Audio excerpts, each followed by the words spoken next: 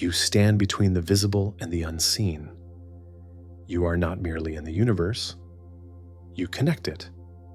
Your body touches the ground, but your awareness reaches beyond it. You feel gravity pull you downward, while thought moves upward without effort. You eat, breathe, age. You also imagine, remember, and sense meaning where no object appears. These movements meet in you. This is not accident. It is placement. You were formed at a threshold, not fully of the earth alone, not fully of the heavens either. You exist where forces cross. Matter leans upward, spirit leans downward, and for a moment, they hold together. From the fullness they came, and to the fullness they return. The ancient words describe motion, not exile. You did not fall into separation. You emerged into relation. You arrived already connected, already participating in a circulation larger than your life. Look at your form. You rise vertically from the ground. Your feet press into soil shaped by time. Your spine lifts. Your chest opens. Your head orients towards sky and distance. You are shaped like a question asked in both directions at once. This posture is not symbolic by chance. It is structural. You take in what the world offers. You give back what you have transformed. Breath moves through you. Food becomes action. Experience becomes memory. Memory becomes meaning. Nothing passes through unchanged. You are not a container. You are a passage. The universe does not touch itself directly everywhere. In you, it does. Earth becomes aware of sky. Sky becomes intimate with earth. The meeting does not happen abstractly. It happens through sensation, emotion, attention. This is why your inner life matters. What you feel is not isolated chemistry. It is the place where forces meet and negotiate. Thought is not separate from matter here. It is matter becoming reflective. Emotion is not weakness. It is connection made visible. You live inside an infinite body, but you are not lost within it. You are one of its points of contact, a joint, a bridge, a heartbeat within something vast. This position carries tension.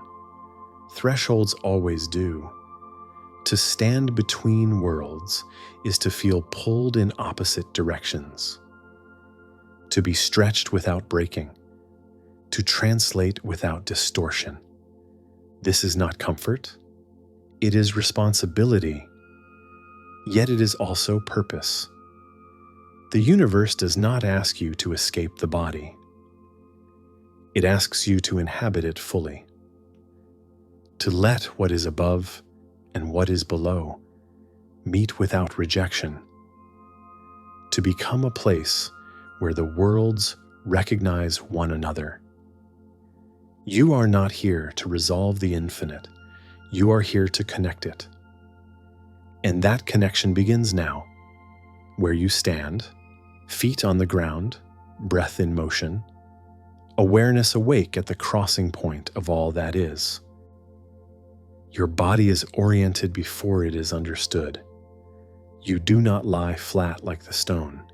You do not spread outward like water. You rise. From the moment you stand, you declare a direction. Your feet commit to the earth. Your head opens towards distance. You live stretched between two pulls. This vertical tension is not metaphor. It is function. Your bones carry weight downward. Your senses reach outward. Your attention moves upward without effort. You are built to receive from below and respond from above. Every step repeats this exchange. Every breath confirms it. The likeness was made to join the realms. The ancient text does not describe symbolism. It describes purpose. The human form exists to connect what would otherwise remain apart. You are shaped as a hinge between densities. Matter gathers at your base. Awareness gathers at your crown. And between them, life circulates. Your feet learn the language of ground. Pressure, balance, resistance. They teach you where you are. Your hands extend this knowledge outward. They grasp, release, shape. They translate intention into contact. Your eyes look forward, not downward. They scan horizon and movement. They anticipate. They imagine paths before they are taken. Vision belongs to the axis. It binds present location to future possibility. Inside, the same structure repeats. Digestion breaks matter down. Thought lifts pattern upward. Feeling mediates between them. What you consume becomes energy. What you attend to becomes direction. Nothing here is accidental.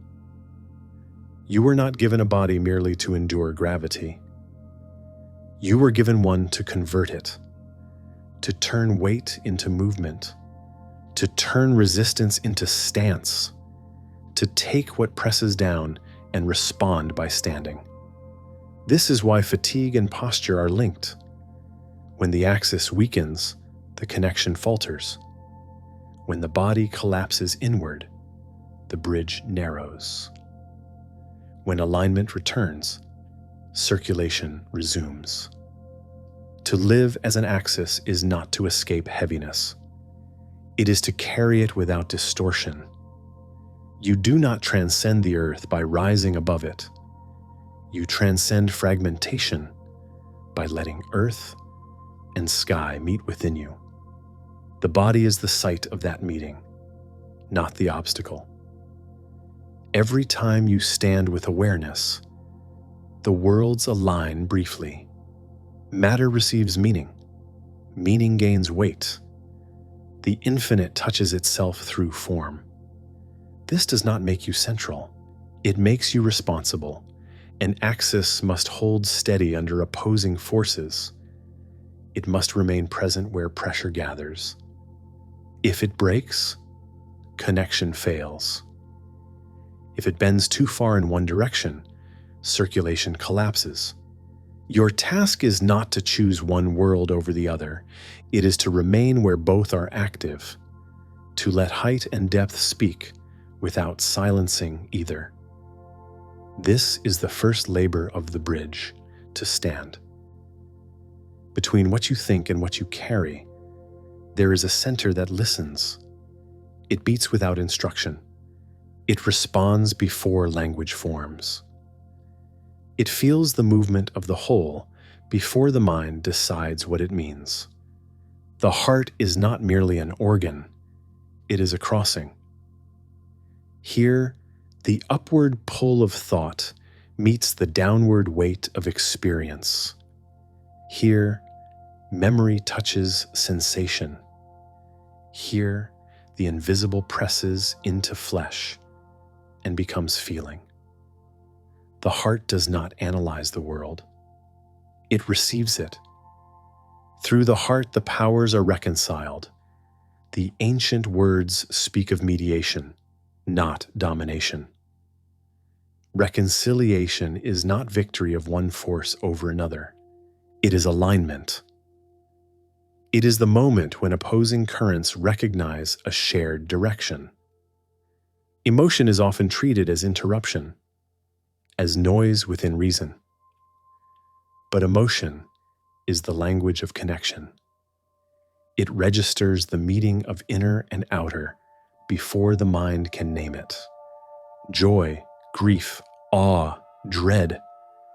These are signals from the threshold. The heart translates scale. It allows the vast to become intimate. It allows the abstract to become personal. Without it, the cosmos remains distant and the earth remains mute. With it, meaning acquires warmth and weight. You know this instinctively. A truth that does not pass through the heart feels empty. A fact without feeling remains inert. Integration happens only when understanding and experience meet in the same place. The heart holds this meeting without choosing sides. It does not belong solely to instinct or to intellect. It belongs to relation. It adjusts rhythm in response to environment. It accelerates under threat. It softens under safety. It learns the timing of the world and responds in kind. This responsiveness is not weakness. It is precision. When the heart closes, the bridge narrows. Connection becomes brittle. Thought detaches from consequence. Action loses resonance. When the heart opens, circulation resumes. You feel the weight of what you do. You sense the impact of what you receive. This is why responsibility is felt here first. You cannot harm without contraction. You cannot care without expansion. The heart records alignment and misalignment before judgment intervenes. It knows when something fits the whole and when it fractures it. To live as a bridge requires this sensitivity. You cannot connect worlds if you are numb to their meeting. The heart must remain permeable, even when what passes through is heavy. This does not mean exposure without boundary. A bridge is strong because it bears weight without collapsing. The heart learns this strength through use, through bearing joy and grief without sealing itself off. You do not carry the universe alone. You allow it to pass through you. The meeting of above and below happens in rhythm, beat after beat, moment after moment, attention after attention. And when the heart holds steady, the worlds recognize each other, not as opposites, but as participants in the same movement. You do not move between two worlds, they move within you. Every moment of your life is shaped by their meeting. Instinct rises from the body. Awareness descends from beyond it. Hunger, fear, desire pull downward, meaning intention, imagination pull upward. You live where these currents cross. This crossing is not a conflict. It is a condition. Matter gives you limits. Spirit gives you direction. Without matter, awareness would have no weight. Without awareness, matter would have no orientation. In you, both are required. Neither is complete alone. I move between them, that they may be one. The ancient voice does not speak of fusion, but of passage. Unity is not achieved by erasing difference. It is achieved by allowing movement between poles without obstruction. The self becomes the place where translation happens. You feel this translation as tension. You want comfort and you want meaning. You want safety and you want expansion. You want rest and you want transformation. These desires do not cancel each other. They describe the bridge you are already standing on. When you deny the body, the bridge collapses upward. Thought loses grounding. Abstraction replaces care. The world becomes distant. When you deny awareness, the bridge collapses downward. Instinct rules. Reaction replaces reflection. The world becomes heavy. Integration is not balance in the sense of stillness. It is circulation. Energy moves up and down through you constantly. Sensation informs thought. Thought reshapes action. Action alters sensation again. This loop is alive. When it freezes, suffering begins. You were not given an inner life to escape the outer one. You were given an inner life to interpret it, to let the unseen register within the seen, to allow matter to speak meaning and meaning to touch matter. This is why attention matters. What you attend to strengthens its side of the bridge. Obsession with the abstract weakens embodiment. Fixation on survival dulls awareness. Attention is not neutral. It feeds whichever world you privilege. Yet the call is not to choose. It is to connect. The self is not a possession you defend. It is a meeting you host. Thoughts arrive, sensations arrive. Memories rise, futures whisper. None of these are you alone. They pass through you, shaped by how open and aligned the passage remains. You feel most whole when neither side is silenced, when instinct is honored without domination, when awareness guides without withdrawal, when the bridge carries weight in both directions. This wholeness is fragile, not because it is weak, but because it requires presence. You cannot automate integration. You must inhabit it. Moment by moment, you stand where worlds touch. And in that standing, the universe learns how to be one without ceasing to be many. To be a bridge is not a neutral position. It carries weight. It bears consequence. It cannot pretend that what passes through it leaves no mark. When forces meet in you, they do not cancel each other. They ask for direction. Matter seeks meaning. Awareness seeks expression. If you refuse this responsibility, the currents still move, but without coherence. Fragmentation follows. You feel this as conflict. When insight is not embodied, it becomes brittle. When instinct is not guided, it becomes destructive. The bridge does not fail because the worlds are opposed. It fails when it refuses to hold both at once. This is the ethical weight of being human. You are not responsible for the existence of the worlds. You are responsible for how they meet in you. What you think becomes action. What you feel becomes choice. What you ignore becomes consequence.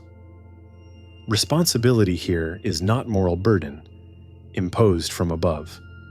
It is structural necessity. When connection is conscious, integration occurs. When it is unconscious, distortion spreads outward. A bridge that collapses does not only harm itself, it breaks the flow. You cannot withdraw from this role without cost.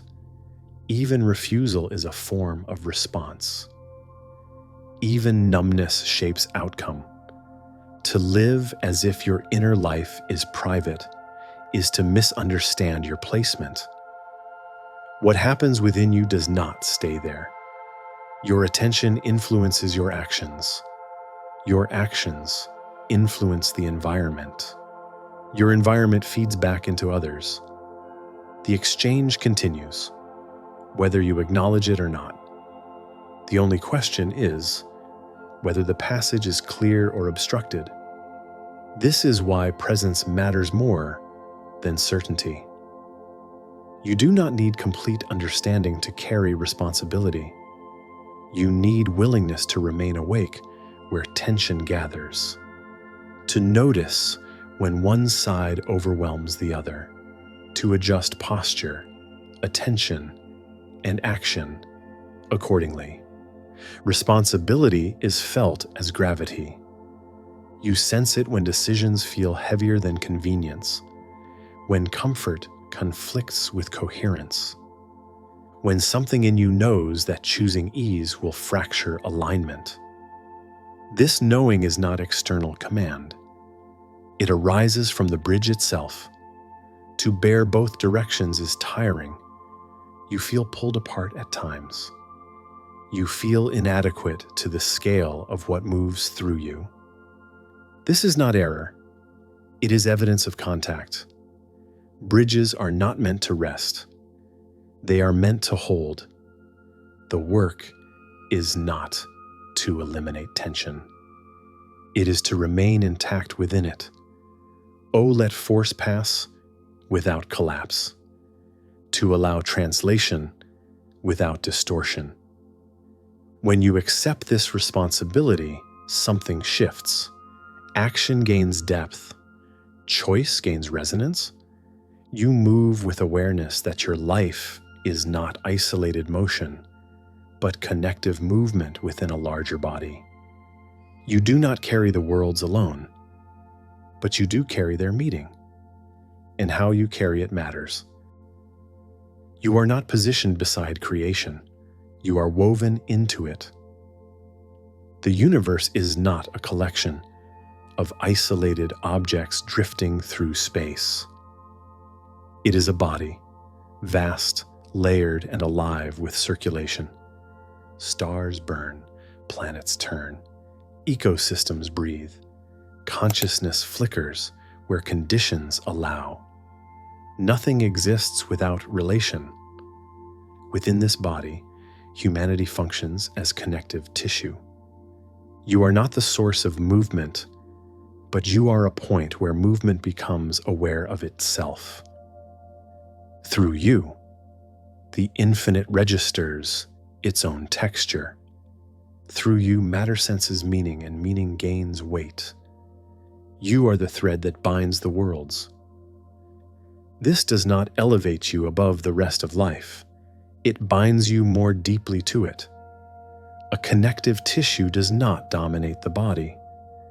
It serves coherence. It links systems that would otherwise drift apart. When this tissue is healthy, circulation is smooth. When it frays, fragmentation spreads. Humanity's task is not mastery. It is integration. To sense the rhythms of the larger body and respond without distortion. To act in ways that allow energy to move rather than stagnate or tear. You see this role most clearly when it is neglected. When thought separates from consequence, the body suffers.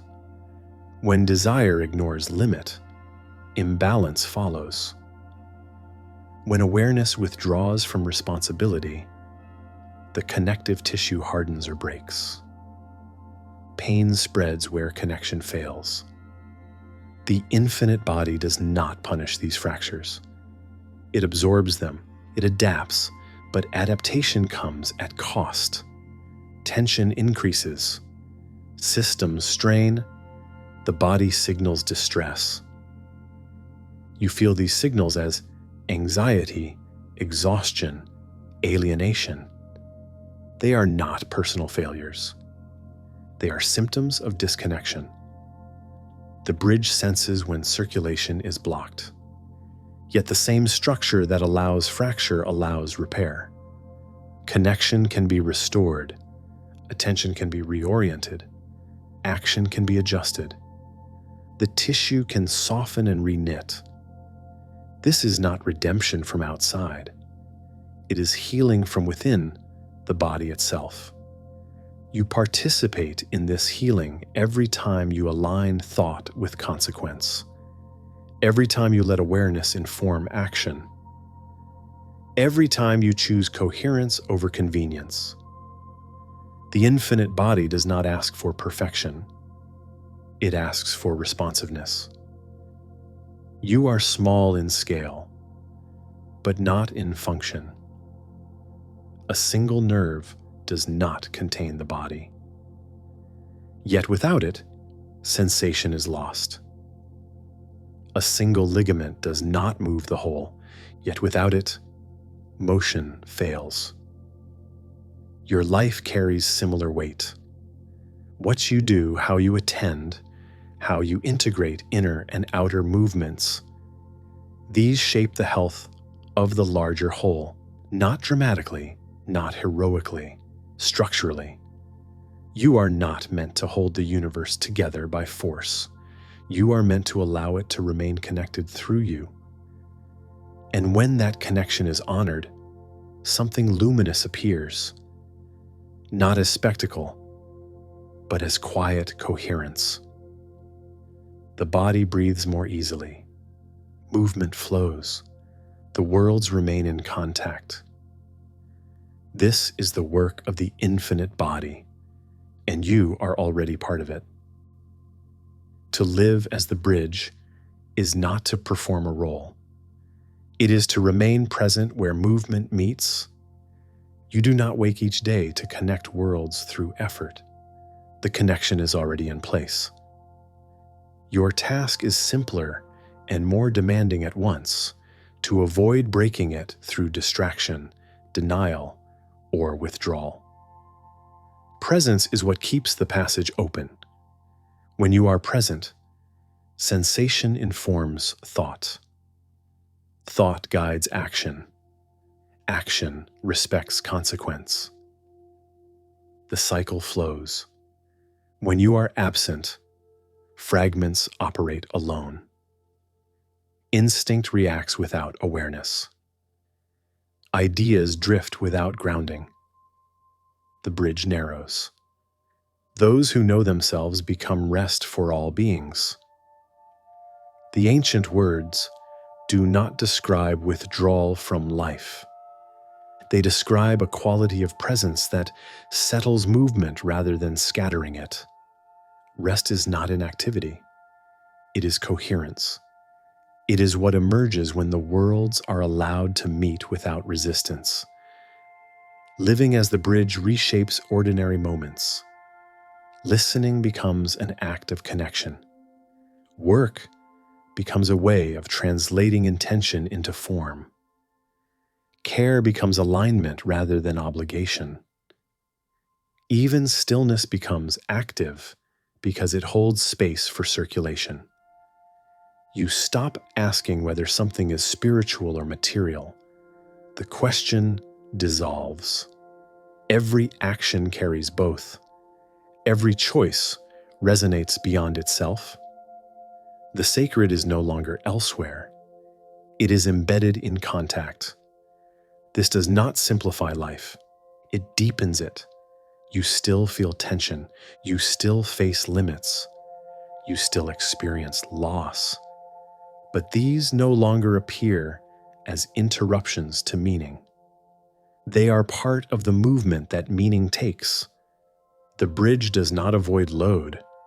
It learns how to bear it. Presence also reveals scale. You realize that small gestures matter. Attention given fully alters a situation. Care applied consistently reshapes an environment. You do not need to act grandly to connect worlds. You need to act coherently. The infinite body responds to this coherence. Systems adjust, relationships shift. Energy moves where it was blocked. The effects may be subtle, but they accumulate. Integration compounds. Living as the bridge is not a final state. It is ongoing alignment. You will lose it. You will regain it. The cycle continues. The work resumes. What matters is not permanence of presence. It is return to it. Each time you notice disconnection, you are already reconnecting. Each time you choose awareness over habit, you widen the passage. Each time you allow the heart to mediate, you strengthen the bridge. You are not asked to carry everything. You are asked to remain where things meet. And in that remaining, unity does not need to be created. It reveals itself. Your life is a crossing point. Forces older than language pass through you each day. Gravity and light, hunger and meaning, memory and possibility. You do not generate these movements. You host them. You give them a place to meet without tearing the fabric of the whole.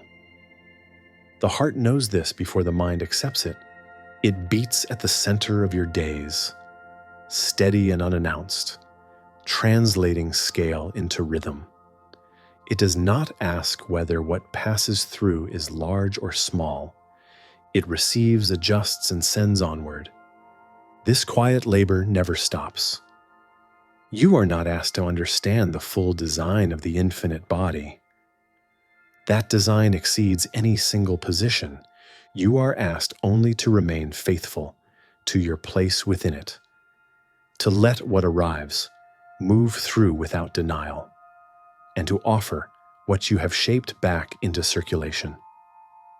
This is the humility of the bridge. You are not the destination. You are the passage. When you live this way, something settles. The need to dominate fades. The fear of insignificance loosens. You no longer measure your life by how much you contain, but by how clearly you allow connection. The heart becomes quieter when it is trusted. It no longer strains to protect itself from the world. It learns that openness does not mean collapse. It learns that bearing weight is part of its nature. It learns that coherence is stronger than control. You will still be finite. You will still be vulnerable. You will still end. None of this diminishes your role. The infinite does not require you to be endless. It requires you to be present. The worlds do not ask you to resolve them. They ask you to hold them together where you are. And you do. Every time you breathe with awareness, every time you choose alignment over convenience, every time you allow thought, feeling, and action to speak to one another, the bridge holds. As this arc closes, the movement does not stop. The ground beneath you glows with attention. Matter waits to be fully inhabited. The earth itself prepares to receive consciousness more completely, to become radiant through contact. The crossing continues. May your heart hold the worlds together as they move through you.